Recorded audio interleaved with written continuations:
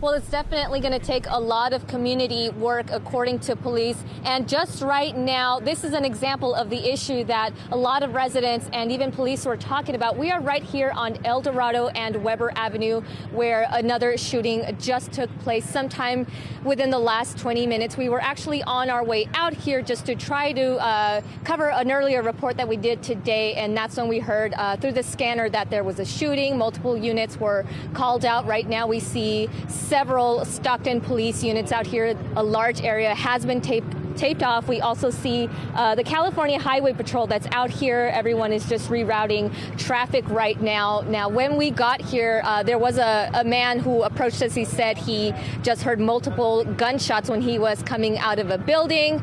Of course, right now we see that there's a lot of people standing out here. And when we came out here to this intersection, we did see that there was a person down on the ground near the grass across the street from the movie theater out here, and first responders were performing CPR. And right now we see that a man has been detained. We're not sure if that is the suspect in this, but we do know that this person was pulled out of a bush, and right now he is in handcuffs. Again, we are waiting with everyone else here to see when the public information officers will be out here to give us more details. But again, this is just one part of a bigger problem that residents say they are seeing out here in this city.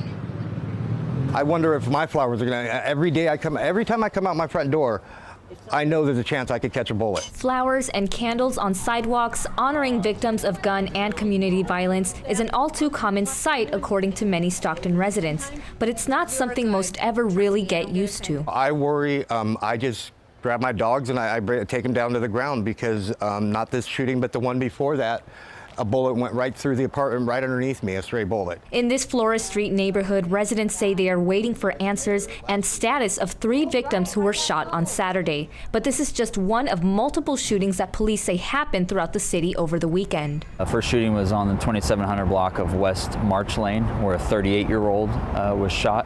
He was transported, non-life-threatening injuries. Later that day, 2 separate shootings, one on East Harding and the shooting here on Flores Street.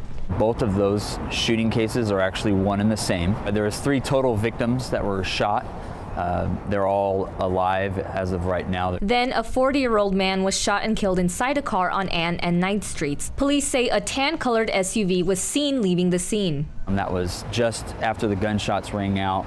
That vehicle was fleeing westbound 9th Street at a high rate of speed.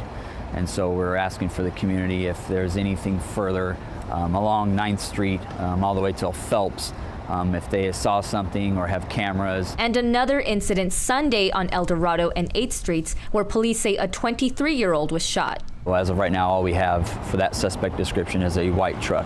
So far, no arrests in any cases have been made, and police are working to establish motives. Stockton police report 98 injury shootings and 35 homicides so far this year, which they say is a decrease from numbers this time last year. But the department says plenty of work still lies ahead. Now, Stockton police tell us that they have seized over 600 guns and taken them off the streets so far this year. But as we can see, activities like this are still happening. And that's what the residents keep telling us they're worried about.